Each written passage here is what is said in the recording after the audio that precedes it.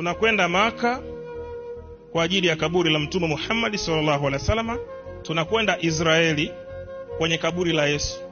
Lakini ukienda Iringa kwenye kaburi la babu yako, ukalisafisha pale, ukapiga saluti kwa heshima, unaambiwa mshirikina.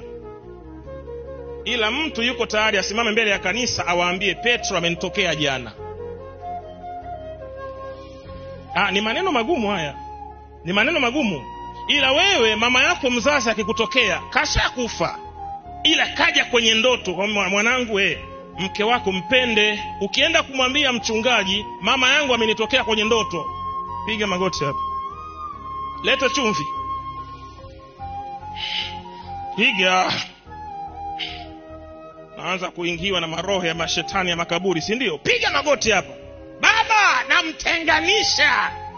Kwa hiyo mama yangu mzazi akinitokea kwenye ndoto ni mapepo, anakuambia watu waliokufa hatuna ushirika nao. Lakini nimetokewa na Yohana.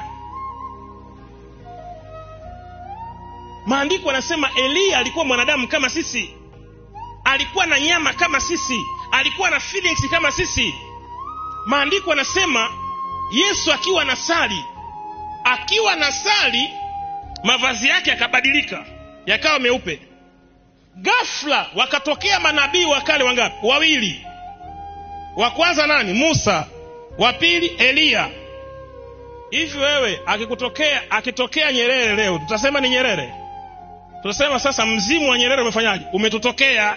Aliyetangulia katangulia, aliyekufa kafa. Sasa inakuwaje mtu aliyekufa aonekane tena kwenye mlima? Musa na Elia wanaonekana kwenye mlima wakifanya mazungumzo na Yesu. Hiyo ni sawa. Ila akikutokea babu yako ni ushirikina.